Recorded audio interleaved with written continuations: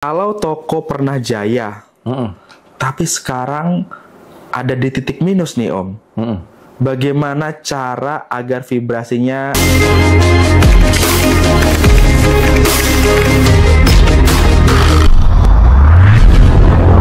mungkin bagaimana cara vibrasi biar tokonya kembali jaya lagi? Sebenarnya untuk orang-orang yang pernah berhasil itu treatmentnya lebih mudah, bro. Oh, malah lebih mudah? Iya. Kenapa? Sudah pernah merasakan di titik itu. Kebayang nggak ngajarin orang untuk kaya, dia belum tahu rasanya kaya. Iya. Tapi ngajarin orang mengembalikan untuk kaya lagi yang dia pernah di titik itu. Dia pernah merasakan, gitu ya? Kan lebih gampang. Benar. Ngajarin orang, mengingatkan orang untuk manjat tebing gitu, dia sudah pernah memanjat sampai puncak, gampang. Tapi kalau belum, ini nanti kalau gini gimana. Nah, pengalamanku ketemu dengan orang yang sudah pernah berada di titik yang ideal, yang menurut dia, entah kaya, entah ramai, tokonya atau apa, itu untuk kembali ke situ gampang. Oh, gitu ya. Ya, jadi itu namanya teknik mengulang pola sukses. Mengulang pola sukses, catat teman-teman. Jadi pancarkan vibrasi yang sama pada saat ramai itu seperti apa. Pada saat sukses itu seperti apa gitu ya. Oke. Ketika bisa merasakan itu kembali, ingat ya, law of vibration, semesta hanya mengembalikan apa yang kita pancarkan, apa yang kita rasakan. Nah, godaannya kadang ketika rada sepi, panik bro. Waduh, jatuh tempo sebentar lagi, kok nggak ada yang datang, dan lain sebagainya, kekurangan terus, yang dipancarkan, yang ditarik apa? Kekurangan lagi. Oh. Gitu. Jadi, saya juga pernah ngalamin, waktu itu sempat pernah di kondisi yang 4 tahun itu, pernah sedikit naik, punya penghasilan 10 juta sebulan dari bisnis MLM.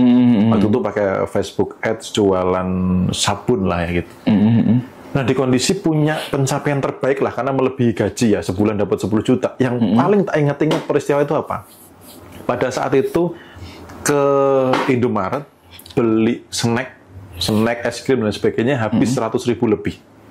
Yang biasanya aku mau beli ciki gitu ya, mikirnya mending beli mie ayam lebih kenyang gitu ya. Iya. Itu nggak pernah sekali, tapi tiba-tiba udah mengajak anak istri, mereka ambil apa aja tak bolehin.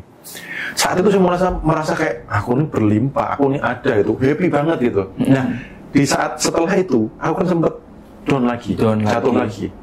Nah, ketika tahu teknik ini, aku ngerasain ini lagi. Ketika di momen aku tidak terlalu mikirkan uang, uang malah datang banyak. Tapi ketika ngoyo ngejar, yang datang malah dikit. Jadi itu berpola. Makanya yang sudah pernah di titik itu, pancarkan vibrasi yang sama, maka akan menarik peristiwa yang sama. Iya. Jadi kalau dibilang saya juga pernah ngerasain kayak gitu sih Om, Mas. Jadi ketika mau beli sesuatu, itu jadi mikir. Padahal itu gara-garanya gini sih Mas, gara-garanya kesalahan banyak orang, termasuk saya juga dulu. Itu kesalahannya tuh karena ketika kita mau belanja, mikirin gimana nanti duitnya habis, gimana nanti duitnya dari mana. Sebenarnya seharusnya itu nggak boleh ya. Seharusnya kita pasrahin aja ke alam semesta. Duitnya dari mana itu terserah ya. Kita tinggal terima ya.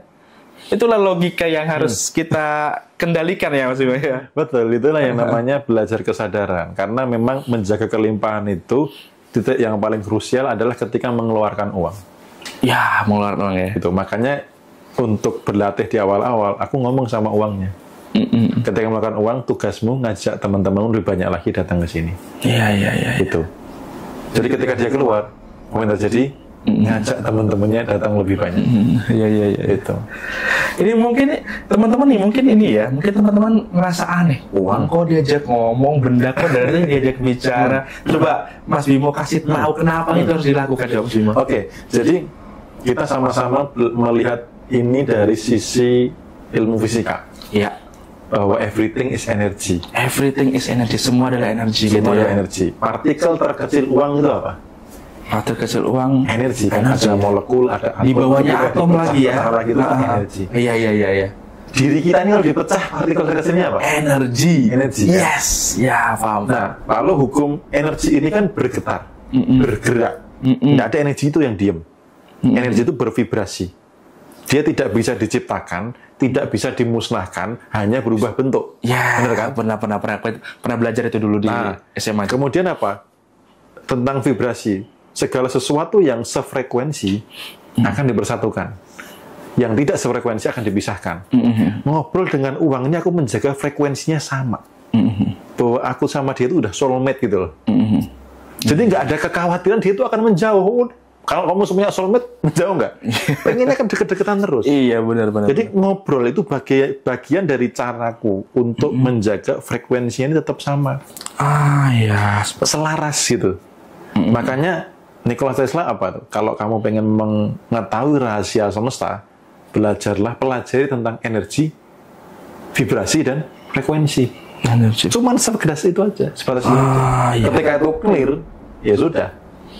Gitu. Bahkan ketika contoh, kemarin aku juga lebih mendalami lagi tentang energi. Contoh nih sangat sederhana. Pagi-pagi bangun tidur marah. Belum tentu marah itu punya kita loh. Iya. Bisa jadi ada orang lewat sedang marah, vibrasinya mantar dari kita. Nempel gitu ya. Bisa seperti itu ya. Dan ketika itu disadari, misalkan, oh ini bukan punya saya, dilepaskan, sudah selesai.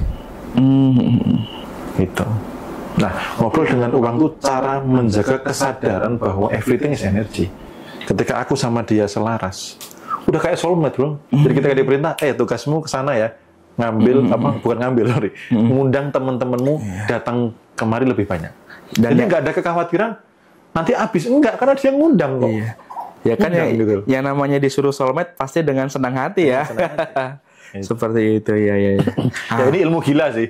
Iya ya. Ilmu gila. Orang yang tahu bilang gila ini ngapain ngomong sama duit. Tapi kalau teman-teman sadar ya, pernah nggak dengar itu lagunya Sulis tuh, Langit Bumi Bersaksi kan. Nah itu kan nanti semua benda, semua apapun yang diciptakan nanti berbicara nanti di akhir zaman nanti, di akhirat nanti semua akan berbicara. Berarti kalau berbicara berarti sebenarnya benda mati ini hidup loh, bisa merekam kejadian loh. Makanya kalau kita lihat-lihat tempat bersejarah itu auranya kan rasanya beda itu. Karena tempat-tempat kejadian bersejarah itu merekam kejadian-kejadian di masa lalu. Makanya semua ini jangan dianggap sepele ya teman-teman ya. Makanya pertanyaannya, apa yang terjadi ketika melihat uang? Energinya adalah kekurangan.